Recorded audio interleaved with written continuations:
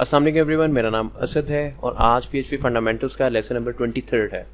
इस video lesson में मैं आपके साथ वाइल लूप की बात करूंगा। यहाँ पे जो मेरे पास एक्स्ट्रा टेक्स्ट लिखा हुआ है मैं इसको रिमूव कर देता हूँ और यहाँ पे वाइल लूप का सिंटेक्स देख लेते हैं। जो पैरामीटर्स हैं वो सेम है फॉर लूप के, वाइल लूप के और उसके बाद डू वाइल लूप के। सबसे पहले स्टार्ट है, स्टार्ट के बाद यहाँ पे एंड है और जो चेंज वाला पार्ट है वो यहां पे इस जगह पे आता है। तो ये वाइल लूप का बेसिक सिंटेक्स है। आगे चलते हैं और ये जो मैंने कुछ एग्जांपल्स की थी इनको मैं वाइल लूप की मदद से करता हूं। तो सबसे पहले यहां पे मैं वैल्यूज प्रिंट करवाता हूं।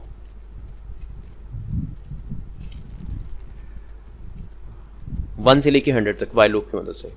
अब जो स्टार्ट है, स्टार्ट के लिए जो $i है इसको मैंने 1 के साथ इनिशियलाइज कर दिया।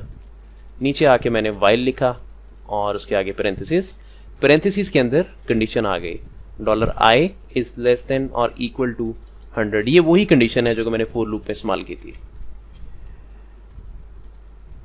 अब नीचे आके मैं लिखता हूं एको $i और इसके आगे ब्रेक टैग और $i प्लस प्लस। इसकी जो आउटपुट है वो सेम आएगी। इसकी एग्जीक्यूशन कैसे होगी? सबसे पहले $i को मैंने 1 के साथ इनिशियलाइज किया। उसके बाद वाइल का जो पार्ट है कंडीशन वाला, यहां पे कंडीशन चेक होगी क्या $i की वैल्यू लेस देन 100 है? यस, बिल्कुल 100 है। इसका मतलब ये है कि ये कंडीशन सेटिस्फाई हो गई, कंडीशन ट्रू हो गई। कंडीशन ट्रू हो जाने के केस पे जो लाइन नंबर 30 है वो एग्जीक्यूट होगी। i की वैल्यू प्रिंट हो गई। उसके बाद i की वैल्यू इंक्रीमेंट हो गई, यानी कि i की पुरानी वैल्यू 1 थी, अब i में 2 आ गया। 2 आ जाने के बाद फिर से कंडीशन चेक होगी। कंडीशन चेक हुई और ये प्रोसेस फिर बार बार चलता रहेगा। कब तक? जब तक i की वैल्यू लेस देन और इक्वल टू 100 रहती है। तो i में जैसी 100 से कोई बड़ी वैल्यू आ जाती है लूप टर्मिनेट कर जाएगा और जो एग्जीक्यूशन है लाइन नंबर 33 पे आ जाएगी, लूप की बॉडी से बाहर चली जाएगी। इसको ब्राउजर में देखते हैं।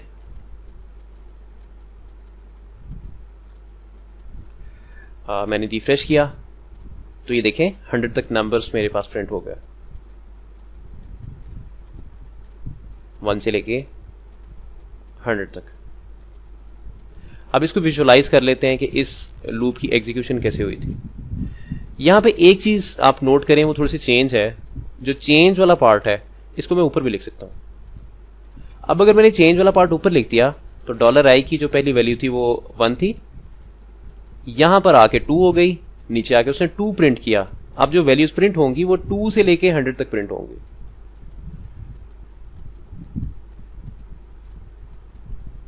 मैं आपको दिखा देता हूं, रिफ्रेश। ये देखें इस बार वैल्यूज 2 से स्टार्ट हो रही हैं। तो फॉर लूप में जो चेंज वाला पार्ट है वो अपनी जगह पे ही रहता है, लेकिन जो वाइल लूप है इसमें जो चेंज वाला पार्ट है हम उसको छेड़ सकते हैं। ये देखें इस बार यहां पे 101 भी प्रिंट हो गया। अब 101 कैसे प्रिंट हो गया?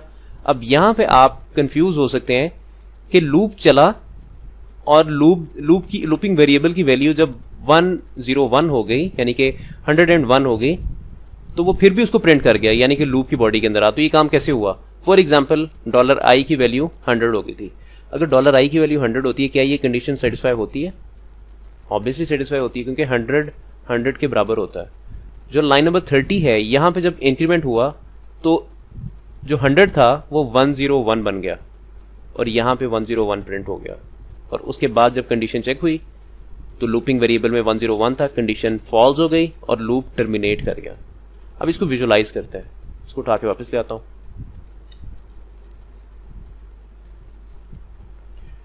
इसके लिए मैं माइक्रोसॉफ्ट पेंट खोल लेता हूं, जिस तरह से पहले काम किया था।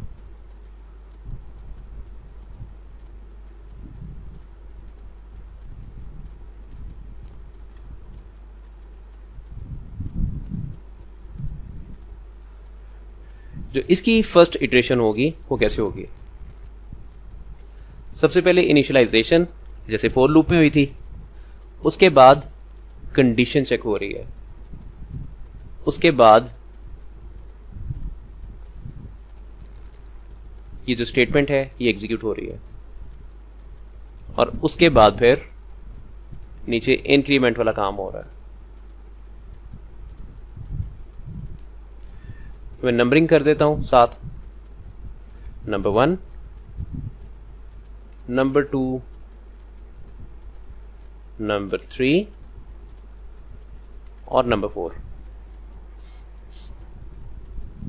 जब फर्स्ट टाइम लूप चला, सबसे पहले इनिशियलाइजेशन, उसके बाद कंडीशन चेक, उसके बाद जो अंदर मैंने स्टेटमेंट लिखी हुई थी इंस्ट्रक्शन वो चली, और उसके बाद इंक्रीमेंट हो गया, और फिर से जो कंडीशन है वो चेक हुई।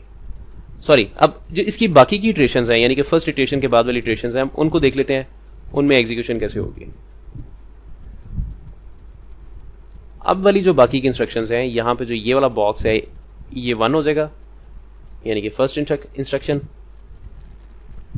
उसके बाद ये वाला बॉक्स, ये सेकंड इंस्ट्रक्शन।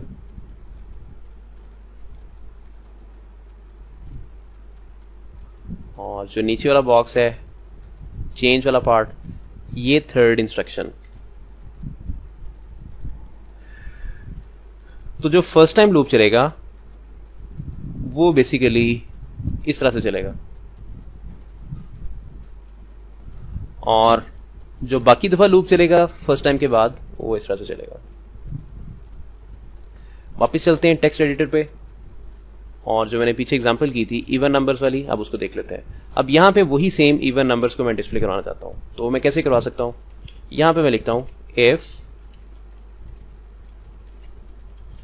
इसके अंदर $i इज, $i का अगर मैं मॉड लेता हूं 2 के साथ,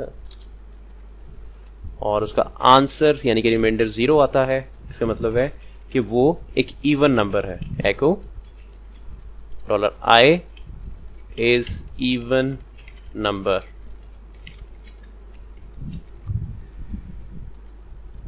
इसको ब्राउजर में देखते हैं। मैंने रिफ्रेश किया तो ये सारे के सारे इवन नंबर्स मेरे पास आ गए। 1 से लेके 1000 के दरमियान में जितने भी इवन नंबर्स आते हैं वो सारे मेरे पास आ गए।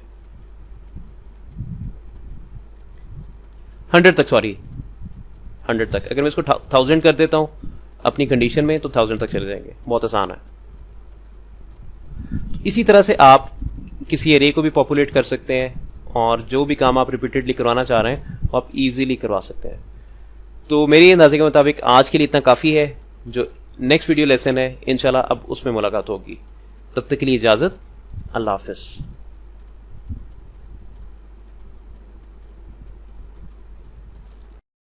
इसको ब्राउजर में देखते हैं। मैंने रिफ्रेश किया तो ये सारे के सारे इवन नंबर्स मेरे पास आ गए। 1 से लेके 1000 के दरमियान में जितने भी इवन नंबर्स आते हैं वो सारे मेरे पास आ गए। 100 तक, सॉरी 100 तक। अगर मैं इसको 1000 कर देता हूं अपनी कंडीशन में तो 1000 तक चले जाएंगे। बहुत आसान है। इसी तरह से आप किसी एरे को भी पॉपुलेट कर सकते हैं, और जो भी काम आप रिपीटेडली करवाना चाह रहे हैं वो आप इजीली करवा सकते हैं। तो मेरे अंदाजे के मुताबिक आज के लिए इतना काफी है। जो नेक्स्ट वीडियो लेसन है इंशाल्लाह अब उसमें मुलाकात होगी। तब तक के लिए इजाजत, अल्लाह हाफिज।